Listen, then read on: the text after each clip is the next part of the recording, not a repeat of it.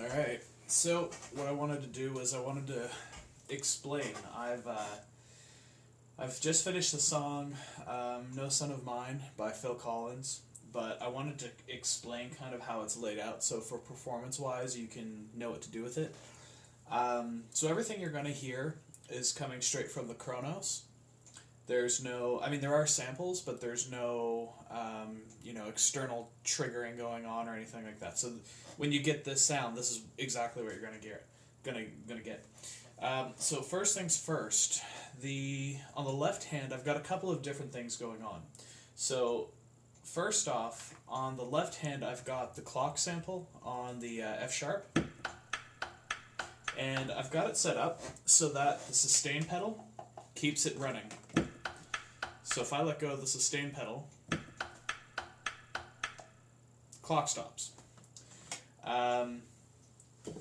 I've also got the guitar on the left hand, and it's the guitar sample. It's that weird, well, you'll hear it. Okay, so these are synchronized time-wise based on the size of the sample and editing, so you shouldn't need to do anything. But if you're playing with a band, you're going to need to control the tempo because the clock starts it.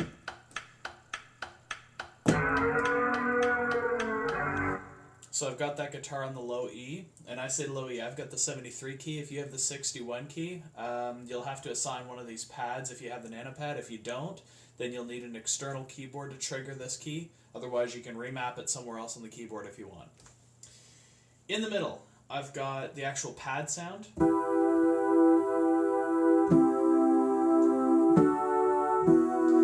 Now, the pad is not affected by the pedal. So if I'm pressing the pedal down, see? Now the reason for this was the clock. I wanted the pedal to control the clock entirely. That way you can play your chords independently. On switch number 2, I've assigned the, just past the chorus, I think the second time, there is a, almost like a bridge, and in that bridge there's this kind of lead thing that happens. I don't know what the notes are, I'm kind of making it up, but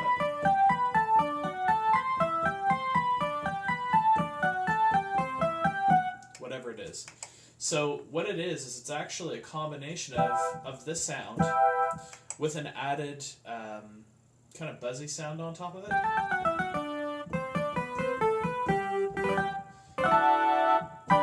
And the pedal does not affect that either.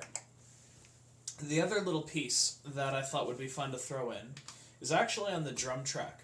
So the drum track has the 2 hits, but it's assigned to the low E in that the low E will trigger it. And the reason I did that is because from a timing perspective, I needed things to match up from beginning to end.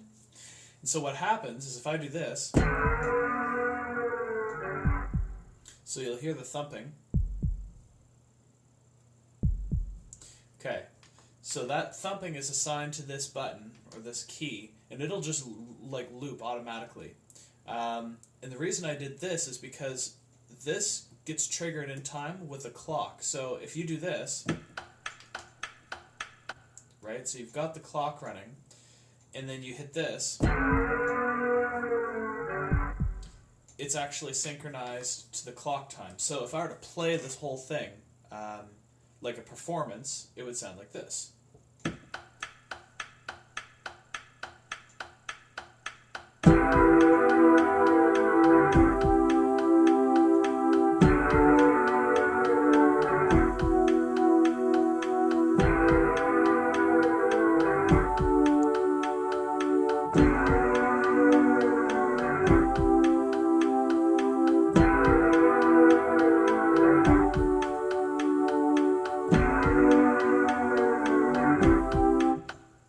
So you get the point. And typically on the left, or on the, I say left side, it's on the left channel when they're doing mixing. They actually put the electric guitar doing like the low E.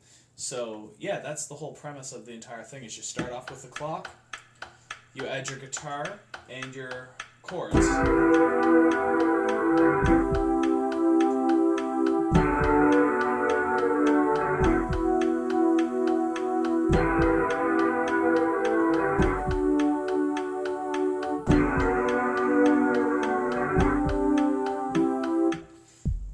Now, one thing to note, and I did this way on purpose, if your drum click isn't in sync with the clock, you can turn the drum track off and then back on, and the next time you re-trigger this guitar, it's going to resynchronize depending on if you played it on time or not. So, for example, if I were to do this, and I play it off time on purpose,